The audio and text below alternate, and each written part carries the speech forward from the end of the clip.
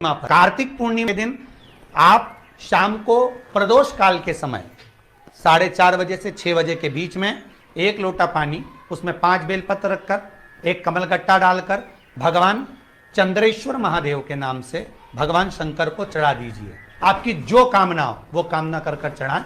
विनती करें चंद्रेश्वर महादेव को और निवेदन करें कि हमारा ये कार्य सफल हो।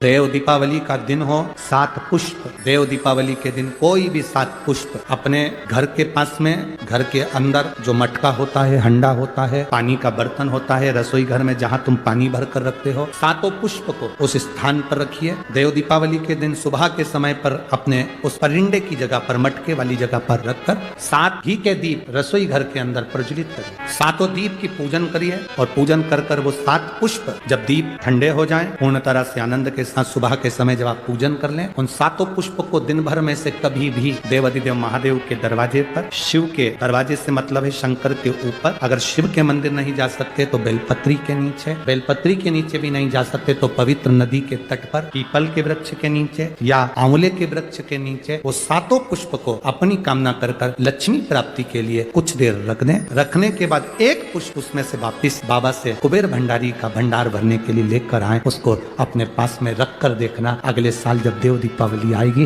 तब तुम्हें याद आएगी कि बाबा ने भंडार भरा। खाली नहीं रखा।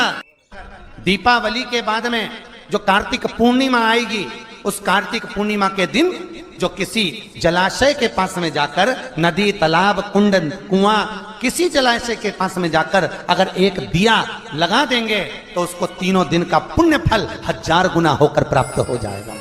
1000 गुना। इसलिए हमारे यहाँ पर दीपावली को तो केवल दीपावली कहते हैं, पर कार्तिक की पूर्णिमा को देव दीपावली कहते हैं। कौन सी दिवाली है? जम के बोलो जरा। देव दीपावली। दीपावली से बड़ी दीपावली होती है कार्तिक पूर्णिमा के दिन, क्योंकि तुमने ये 3 दिन जो दिया लगाया, इसका फल तुम्हें जब मिलता है जब तुम कार्तिक की पूर्णिमा के दिन किसी घाट पर, नदी के तट पर, तालाब के तट पर, सरोवर के तट पर जब दीपदान करते हो साहब, तब उसका पुण्य बढ़ जाता है। ये दोनों पूर्णिमा पर, शरद पूर्णिमा के दिन आप शाम को प्रदोष काल के समय 4:30 बजे से 6 बजे के बीच में 1 लोटा पानी, उसमें 5 बेलपत्र रखकर 1 कमलगट्टा डालकर भगवान चंद्रेश्वर महादेव के नाम से भगवान शंकर को चढ़ा दीजिए। आपकी जो कामना हो वो कामना कर कर चढ़ाएं।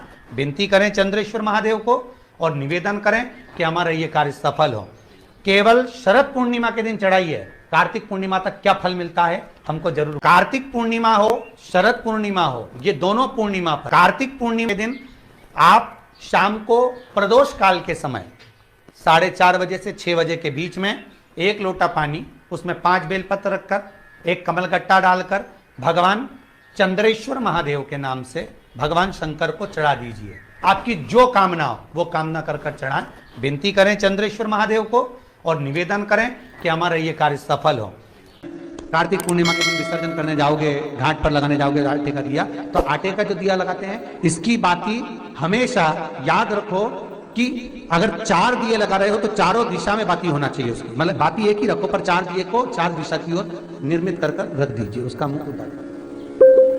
आटे के दिए में कभी भी चोंच नहीं बनाना चाहिए, अर्थात बत्ती रखने की जो चोंच होती है आटे के दिए में कभी नहीं बनाना, बिल्कुल गोल बनाना चाहिए और उसको फिर विसर्जन की ओर आप लेकर जाओ या देवता की ओर लगाओ, जहां लगाना है, पर उसमें चोंच नहीं होना चाहिए। देवाधिदेव महादेव ने कहा, सुनो लक्ष्मी के द्वार से ये 5 दीप निकल कर जाएं, लक्ष्मी तो देव दीपावली के दिन उनके घर में प्रवेश करना, तो वर्ष भर निकल कर बाहर मत जाना, साल भर निकल कर बाहर मत जाना।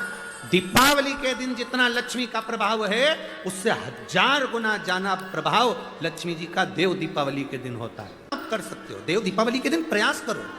एक पान के पत्ते पर भी अगर तुमने एक बूंद शहद का भी भोग लगाया लक्ष्मी को, उसका फल मिलता है। एक फूल के ऊपर भी शहद का भाग लगकर भी एक शंकर को चढ़ाया तो उसका फल मिलता है। फूल के ऊपर भी शहद का भाग लगकर भी एक शंकर को चढ़ाया तो उसका फल मिलता है।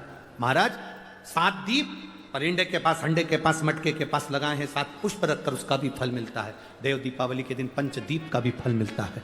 देव दीपावली के शरद पूर्णिमा के दिन 1 दाना चावल का शंकर भगवान के शिवलिंग पर समर्पित करिए। 1 बेलपत्र जिसका डंडी का मुख अपनी ओर हो, जहां से चावल चढ़ाया है, उस चावल के ऊपर अपनी कामना कर कर रख दीजिए और चंद्रमौली भगवान का स्मरण करिए। कौन से भगवान? शंकर भगवान का सर्वश्रेष्ठ सुंदर नाम है चंद्रमौली। चंद्रमौली भगवान का स्मरण करिए, अपनी कामना कर कर बेलपत्र समर्पित कर कर शिव जी पर एक लोटा पानी, एक जल पात्र समर्पित करो, कलश से जल चढ़ा दीजिए, नैनों में वो जल लगाकर अपनी कामना कर कर वापिस घर को आइए। अगली शनि आएगी, जो कामना करी है मेरा चंद्रमौली भोले। महापुराण की कथा कहती है, महाराज पूर्णिमा का जो चंद्र है वो विशाल का है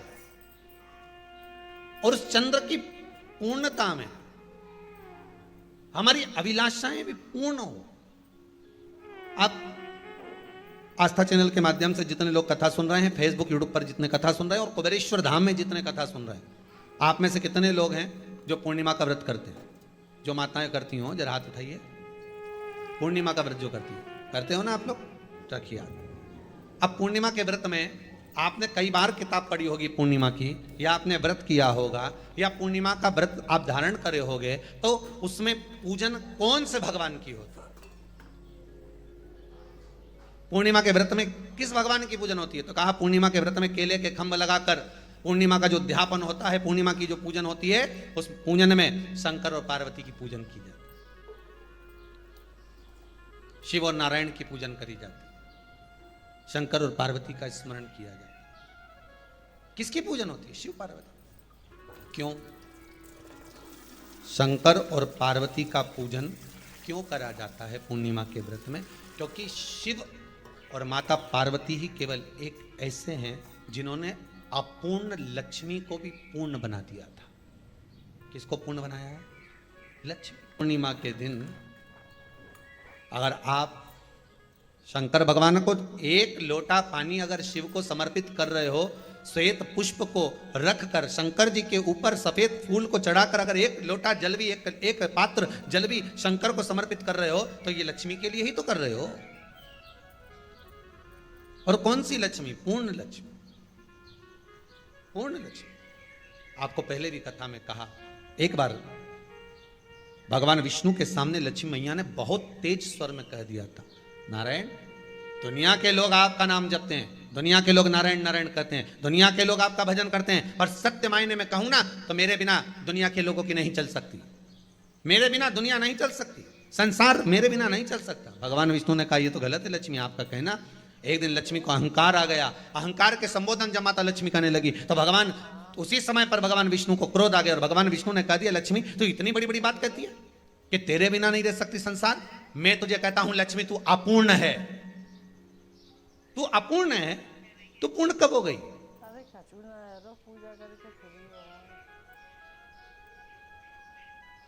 तेरी पूर्णता कहां हो गई?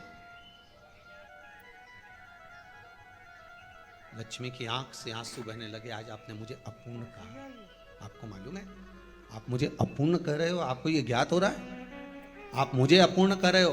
भगवान कहते हैं हाँ लक्ष्मी मैंने तुझे अपूर्ण कहा है। अपूर्णता का मतलब आप जानते हो ना? भगवान कहते हैं लक्ष्मी मैं सब जानता हूं।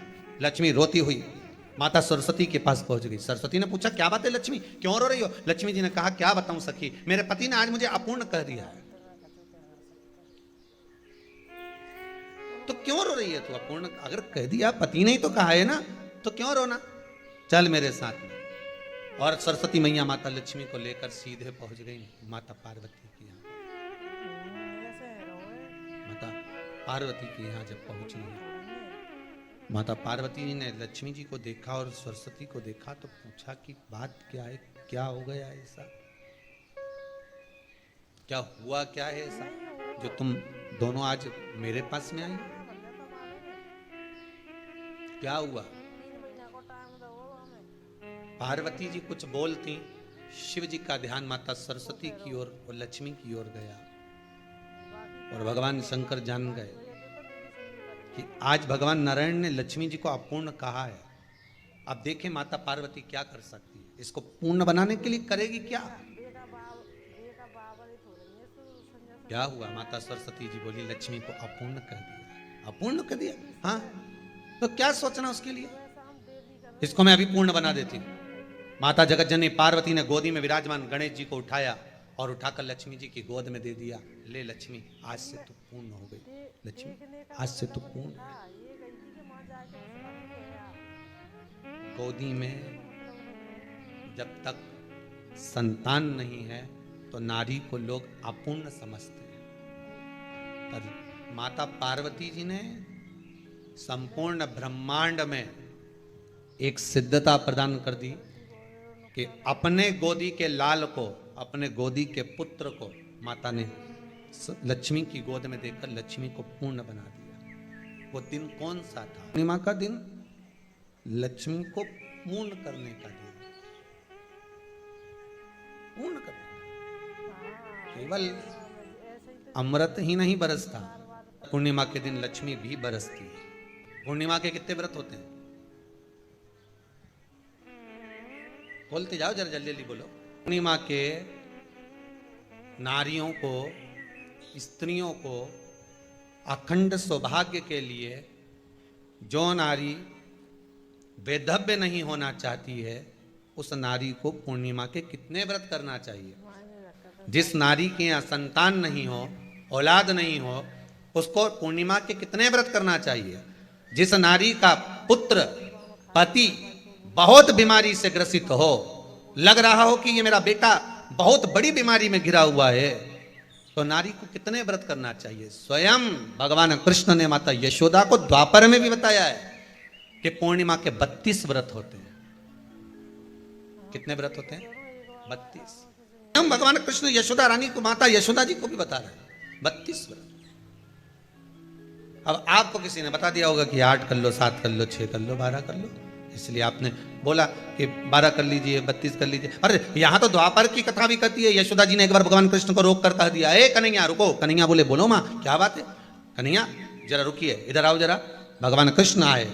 हाँ माँ बोलिए। जगह का प्रसंग है ये, जिस समय पर राधा रानी कुरुक्षेत्र में नंद बाबा और यशोदा जी को लेकर कुरुक्षेत्र के कुंड में, ब्रह्म सरोवर में स्नान कराने के लिए लेकर जाती है, ग्रहण का समय पर। और जब भगवान कृष्ण उस कुरुक्षेत्र के उस सरोवर में स्नान करने आते हैं, तब यशोदा जी ने अपने लाला से प्रश्न किया, पूछा है कि नारी वैधव्य होकर ना मरे, उसका पति कोई रोग से ग्रसित ना हो, उसका पुत्र किसी रोग में ना पड़े। कितना सुंदर संवाद लिखा है। अगर किसी माता का पुत्र मान लो किसी नशे में डूबा हुआ है, कोई नशा कर रहा है और गलत नशा है, आपको लग रहा है कि ये नशे में डूबा हुआ है, आपको लग रहा है कि ये गलत जगह पर डूब गया है, आपको लग रहा है कि मद्रापान में, मांसाहार में या अधिक अधिक गांजा आदि का जो भी नशे होते हैं, जितने भी नशे, उसमें डूब चुका है। और माँ उसको समझा रही है, तू नशे में मत डूब, तू इस काम को मत कर, तू ये गलत कर्म मत कर। माँ उसको समझा कर हार गई। तो मेरा माताओं से निवेदन है, आप उसको समझाना बंद कर दो, एक काम करना प्रारंभ कर दीजिए। हमें जो शिव महापुराण के माध्यम से शास्त्र कह रहा है कि आप 32 पूर्णिमा के व्रत प्रारंभ कर दो। उसमें करना क्या है आपको? केवल जिस दिन व्रत रहे, रात्रि के समय पर कोई भी मीठा, कुछ भी सामग्री आप चंद्र की रोशनी में, चंद्र को अर्घ देने के बाद, पूजन करने के बाद उसको रखो, और वही सामग्री जो नशा कर रहा है उसको पूर्णिमा के दूसरे दिन उसको खिलाओ। आप धीरे धीरे खिलाना चालू करेंगे, जिस नशे में वो डूबा हुआ उस नशे से वो छूटना प्रारंभ हो जाएगा। 2 पूर्णिमा व्रत करके तो देखो, तीसरे में तुम्हें जरूरत ही नहीं, धीरे धीरे आप रुक, वो छूटना प्रारंभ हो जाएगा। स्वयं भगवान कर रहे हैं। यशोदा मैया ने कन्हैया को रोक लिया कुरुक्षेत्र के उस मैदान में, और भगवान कृष्ण का दर्शन माता यशोदा जी करी। बहुत दिनों के बाद माँ को, आज माता यशोदा को लाला का दर्शन हुआ, बहुत समय के बाद, जाने के बाद, बहुत समय। कृष्ण से माता यशोदा जी ने पूछा, कन्हैया लो, किसी नारी का पुत्र या पति रोग से ग्रसित हो,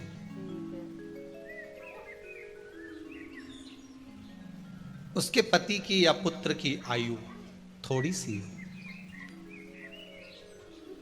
तो हे कृष्ण, उस नारी को कौन सा व्रत धारण करना चाहिए या किसकी पूजन करना चाहिए? ये कुरुक्षेत्र की भूमि का संवाद है।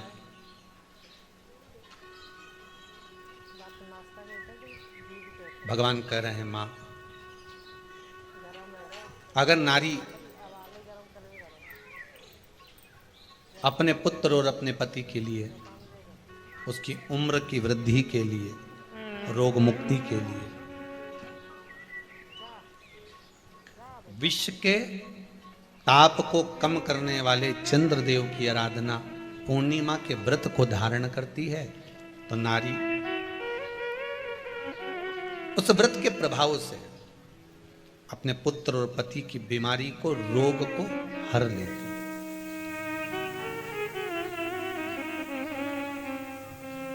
रोग का हरण कर लेती।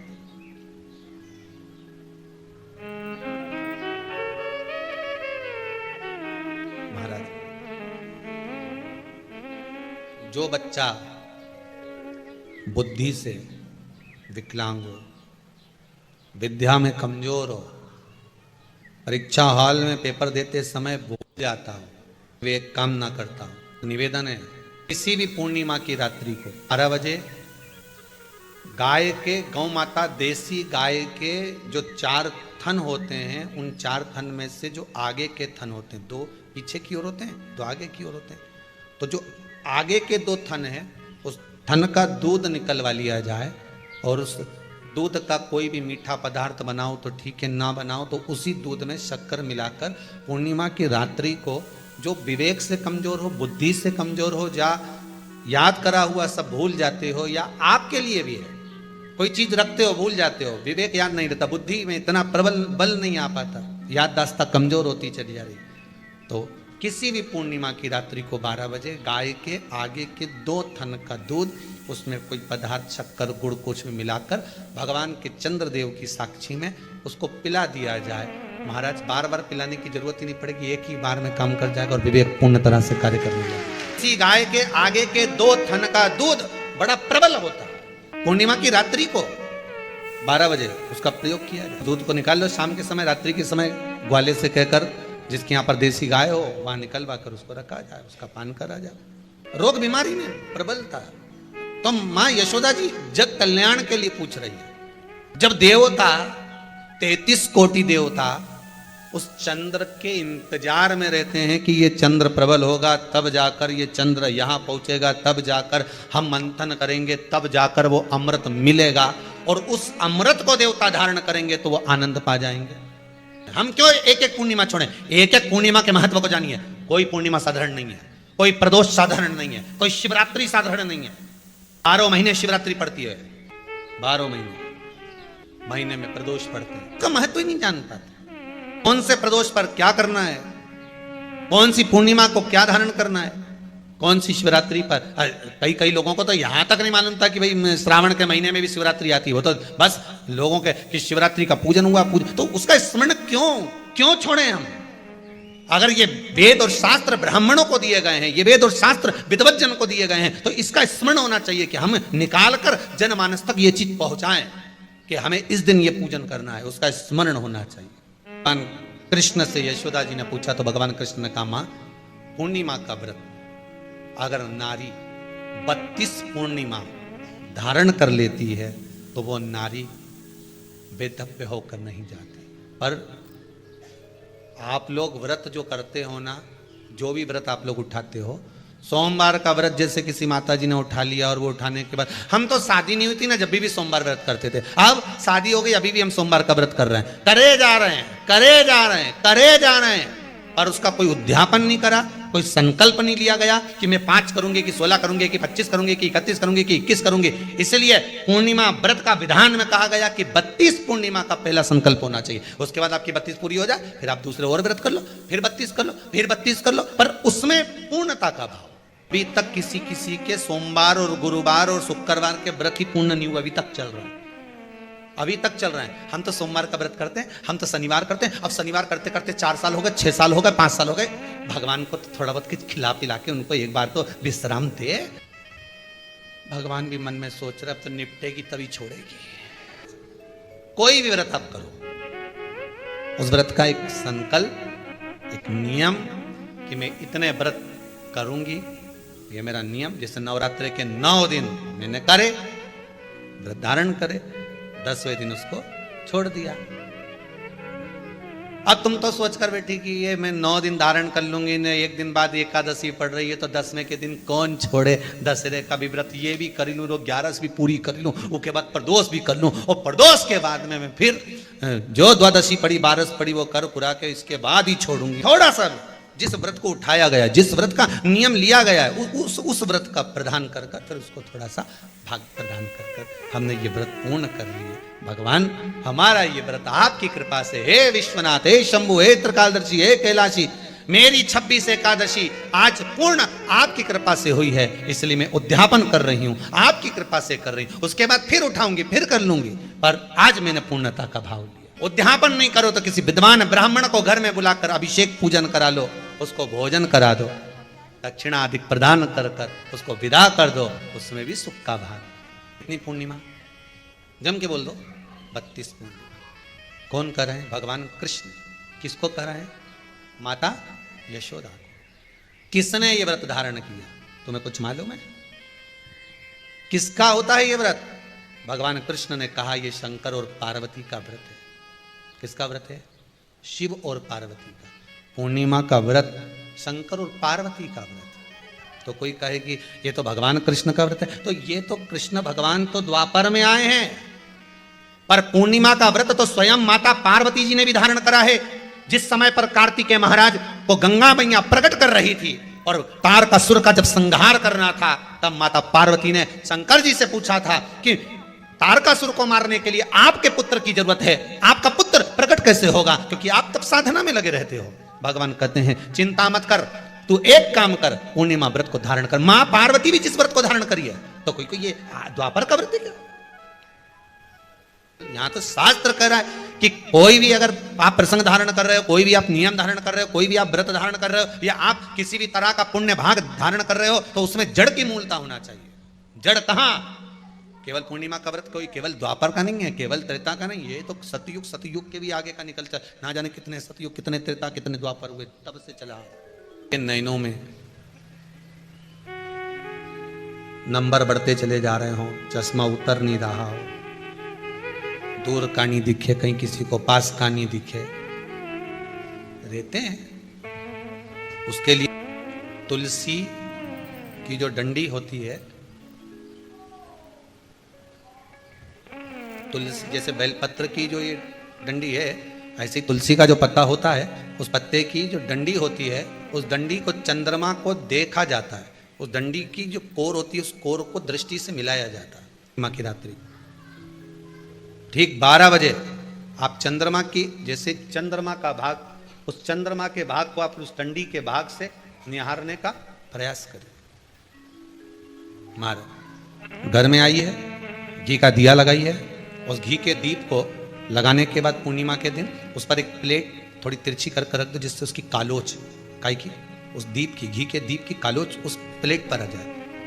थोड़ी सी कालोच ले लीजिए, 5-10 मिनट में आ जाएगी। उसको गाय के घी में मिलाकर आंखों में सुरमा लगाकर रात्रि को सो जाइए। 3 दिन बाद आप महसूस करेंगे कि नेत्र की ज्योति बढ़ना प्रारंभ हो रही है। अब इस प्रयोग को करने में कोई धन लगा तुम्हारा? अरे बोलो तो सही। कोई दौलत लगी तुम्हारी, कोई संपदा, या फिर तुमने सियोर वाला महाराज के लाके खूब बटोर के दे दिया, कुछ लगा? नहीं। तुम करोगे, लाभ तुम्हें मिलेगा।